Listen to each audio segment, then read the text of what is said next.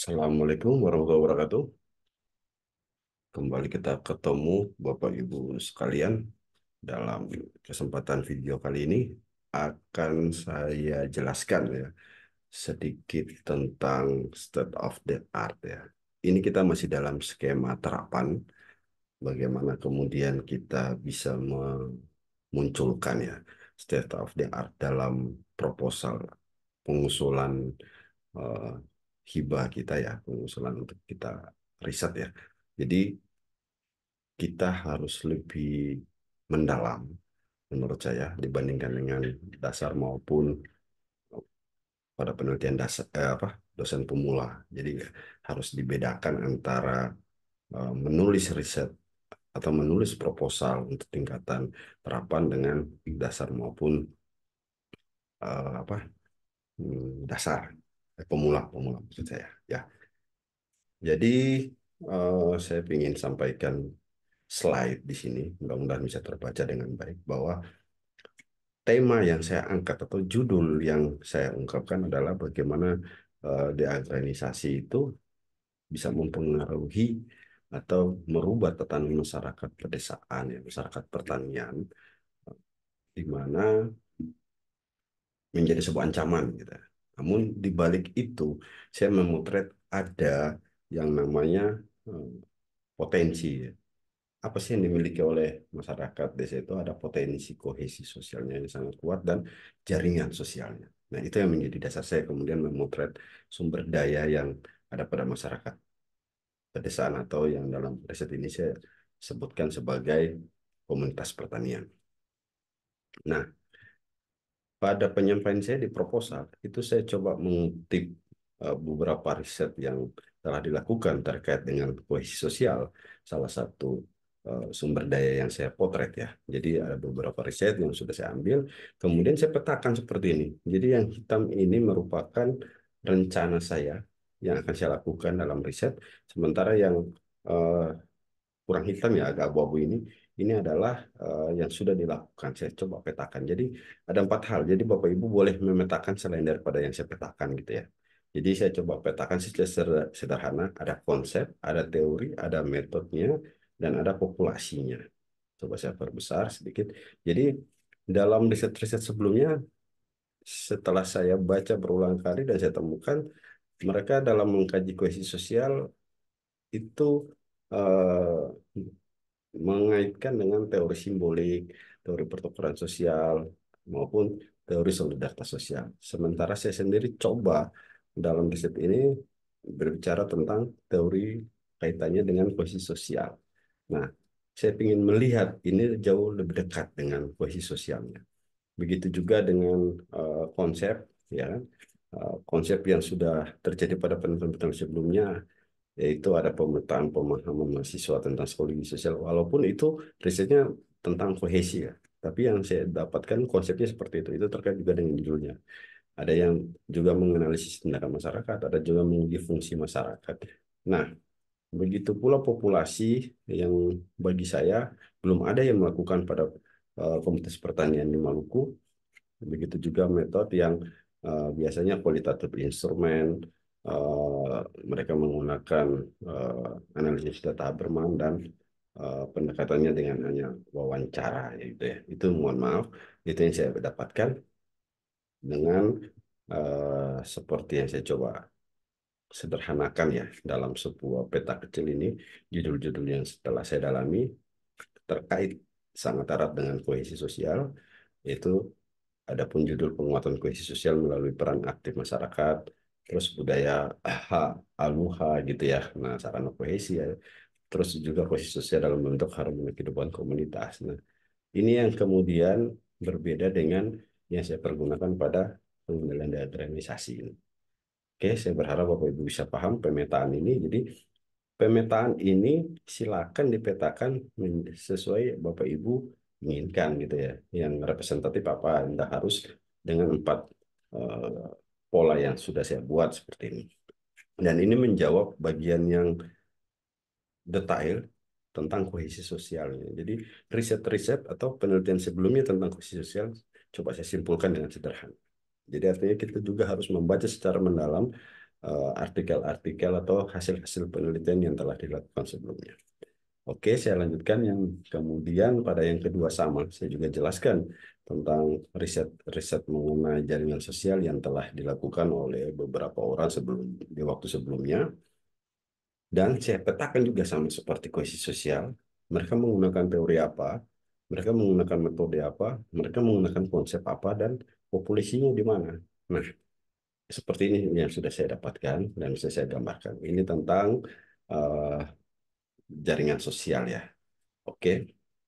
Nah, terlepas daripada dua itu, kemudian saya coba gambarkan state of the art daripada di organisasi sendiri. Memang ini pada bagian ini agak cukup sulit ketika saya coba browsing maupun saya coba memakai software untuk mencari riset-riset yang terkait di organisasi ini cukup sulit sekali.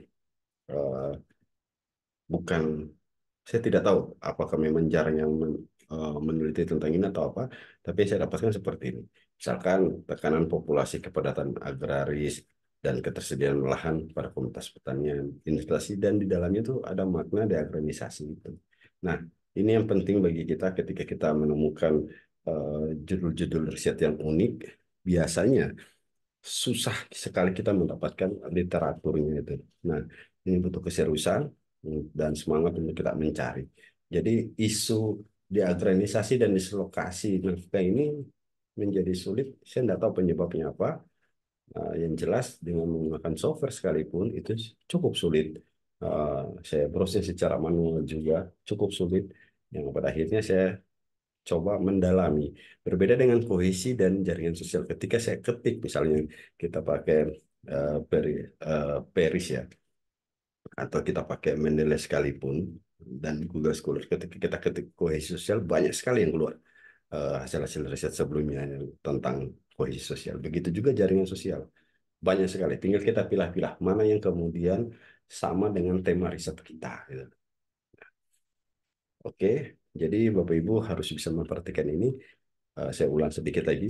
Artinya saya simpulkan bahwa kenapa kemudian saya membuat state of the art pada tiga subbagian yang berbeda, karena saya ingin ada pendalaman dan sebuah uh, meyakinkan gitu pengulas bahwa pada riset kohesi sosial seperti ini gambarannya, jaringan sosial juga seperti ini, dan diagramisasi seperti ini. Artinya apa? Bahwa ketiga hal ini menjadi penting bagi seorang pengulas apa ya, meyakinkan mereka bahwa riset kita ini memang seperti ini gambarannya. Saya tidak senang juga untuk kemudian mengklaim bahwa riset ini yang terbaru. Gitu. Saya tidak mengklaim itu, tapi saya menggambarkan bahwa seperti ini.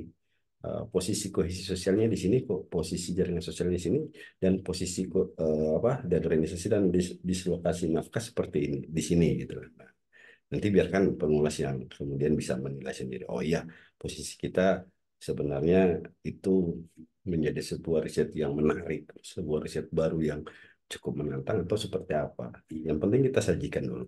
Visualisasi sangat penting eh, menurut saya, dan saya pun mendapat kritikan ya dari reviewer bahwa gambaran saya itu terlalu kecil gitu ya. Padahal sudah saya maksimalkan pada media penulisan, cuman nggak tahu apa penyebabnya.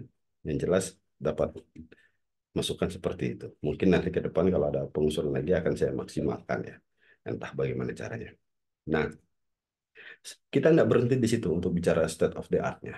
Kemudian saya menggambarkan secara komprehensif setelah ketiga tadi itu, saya coba gambarkan secara komprehensif di sini apa sih yang mau saya tonjolkan dengan penelitian diagramisasi, kohesi, dan jaringan sosial saya tadi selalu kasih nafkah ini yang dilakukan ini. Nah, sudah saya peta-petakan lagi hasil-hasil riset sebelumnya. Saya cari dan saya baca secara mendalam, maka saya mendapatkan seperti ini. Ini adalah gabungan pemetaan daripada yang sebelumnya tadi, tiga tadi ya. Namun ada beberapa tambahan di sini. Nah, di mana yang menariknya adalah dari sini kemudian kita bisa menemukan gap riset-riset sebelumnya. Kalau pada peta-peta kecil seperti ini, eh, sudah ada juga gapnya, tapi belum begitu jelas. Menurut saya akan membutuhkan energi yang begitu banyak dari seorang pengulas untuk mencari gapnya. Akan tetapi ketika kita sudah masuk pada segmen ini sangat mudah kemudian bisa kita tunjukkan buat pengulas bagaimana terjadinya atau bagaimana posisi gap itu berada dalam riset-riset saya yang akan saya lakukan dengan riset-riset sebelumnya. Misalkan sederhana saja, eh, populasinya ya misalkan. Populasi yang dipilih masih berbasis ikatan suku, budaya sosial, belum ditemukan jenis populasi lain. Ini saya klaim setelah saya membaca semuanya. Terus teorinya, penggunaan teori masih sebagai alat bantu analisis dan belum dijadikan instrumen pemecahan masalah. Nah, artinya apa? Pada riset ini saya ingin teori itu menjadi instrumen pemecahan masalah. Kurang lebih seperti itu Bapak Ibu. Jadi kita bisa menunjukkan gitu. Saya berharap kita bisa menunjukkan mungkin dengan pola yang lain juga silakan, tapi kita bisa menunjukkan pola bahwa di sini letak gapnya. Nah, maka dengan sangat mudah sekali mereka bisa menemukan atau para pengurus bisa melihat ini. Dan seterusnya kita bisa tekankan pada riset kita ini mau seperti apa gitu loh. Kita mau menggunakan atau setelah gap kita temukan terus kita mau menggunakan apa, ya kan? Nah, padahal kita sudah jelaskan ya sampai menemukan gap itu dan kita hanya perjelas saja. Di bawah ini adalah cara saya menjelaskan apa yang saya gunakan gitu ya. Oke, mudah-mudahan sampai di sini Bapak Ibu masih bisa memahami apa yang saya maksudkan. State of the art pada tingkatan eh, riset dasar, riset terapan ini masih berlanjut. Jadi kita tidak sekedar hanya menunjukkan gap saja seperti di sini, enggak. Tapi kemudian kita bisa, karena saya memilih empat tadi itu, teorinya, konsep, metode, dan populasi, maka saya coba gambarkan secara komprehensif juga bagaimana kemudian pola ini menjadi sebuah yang akumulasi ya. Jadi ada gapnya, ada signifikasinya, dan novelty serta ada kontribusinya. Saya berharap ini penting. Novelty dan kontribusi itu harus ada dalam state of the art. Saya pikir itu bukan sekedar hanya menunjukkan novel kebaruan aja. Buat apa sebuah kebaruan, kemudian riset itu tidak eh, memiliki kontribusi. Seperti yang saya sebelumkan pada video sebelumnya, bahwa kita riset itu tidak hanya mengeksplor atau menemukan perbedaan, tapi sekalian kita memberikan sesuatu yang berarti bermakna, ya, seperti model atau pendekatan untuk memecahkan masalah. Gitu. Nah itu maksud saya kontribusinya. Gitu. Nah, harus diperjelas kalau menurut saya. Jadi Bapak Ibu harus diperhatikan bahwa membuat state of the art hanya tidak sekedar hanya menunjukkan novelty-nya aja. Maka saya tidak terlalu tertarik dengan cara membuat state of the art dengan kolom per kolom seperti itu. Kalau menurut saya secara pribadi, mohon maaf, eh, itu pemikiran saya secara pribadi, tapi terserah pemilik program atau pemilik anggaran maupun teman-teman sekalian silakan memilih mana yang efektif. Kalau saya visualisasinya saya utamakan agar mempermudah orang yang mengulas proposal kita. Nah, oke, sekarang saya lanjutkan dengan penjelasan. Jadi perlu kita jelaskan di dalam segmen ini eh, kondisi saat ini seperti apa. Ya, kondisi riset itu eh, yang telah dilaksanakan seperti apa. Secara teori apa sih? Nah, konsepnya, metodenya kita jelaskan semua di sini. Kemudian kita harus sudah mempersiapkan target 2024 atau 2026 atau beberapa tahun yang biasa dimintakan 5 tahun atau 4 tahun gitu ya. Silakan Bapak Ibu sesuaikan sampai pada populasinya juga. Jadi kita ini current status ini bicara tentang penelitian yang sudah dilakukan. Target ini kita bicara tentang riset kita yang akan kita laksanakan. Nah, gap ini akan muncul. Gap ini juga sangat mirip dengan gap yang sebelumnya sudah saya munculkan dari bangunan tiga state of the art yang berbeda itu, konsep yang berbeda. Nah, terus ada signifikansinya. Gitu. Signifikansinya apa? Jadi menghasilkan eh, tambalan sebesar apa? Kalau gap ini kita bicara tentang lubang gitu ya, sebuah lubang eh, yang terjadi gitu, akibat kita membandingkan apa yang sudah terjadi dan apa yang akan gitu. Nah, ini ada gapnya ini. atau di antara riset yang sebelumnya sudah dilakukan masih ada lubang-lubang itu. Nah, ini kita masukkan dalam gap ini. Nah, signifikansinya adalah seberapa besar ya hasil dari riset kita itu untuk menutupi ini. Ini sangat penting Bapak Ibu dan saya pikir harus bisa dipahami ya agar ini agar bisa kita menulis sebuah proposal dengan ideal. Kemudian harus memiliki potensi gitu. Jadi novelty itu yang seperti saya sampaikan dia harus memiliki sesuatu yang berkontribusi. Nah, di sini kita jelaskan apa sih yang dikontribusikan dari riset kita secara metodologi apa, secara teori apa, dan secara konseptual apa. Itu kita jelaskan. Nah, agar terpetakan dengan jelas bahwa state of the art kita itu jelas. Ada gap-nya yang bisa kita temukan, ada signifikansinya, ada novelty-nya, dan ada kontribusinya. Itu harus jelas Bapak Ibu. Saya berharap dengan penjelasan saya yang singkat ini, Bapak Ibu bisa mendapatkan gambaran yang jelas tentang bagaimana membuat sebuah state of the art. Ya, saya tidak terlalu berkeinginan kita hanya sekedar menunjukkan novelty-nya, kebaruan terus-terusan gitu ya, hanya kebaruan yang ditonjolkan. Tapi kemudian kita tidak secara sistematis menunjukkan uh, di mana letak posisi riset kita, uh, di mana gap itu berada, seberapa besar gap itu, dan apa sih yang bisa kita temukan dalam riset ini, seberapa besar bentuknya, dan seberapa dia bisa menutup gap itu.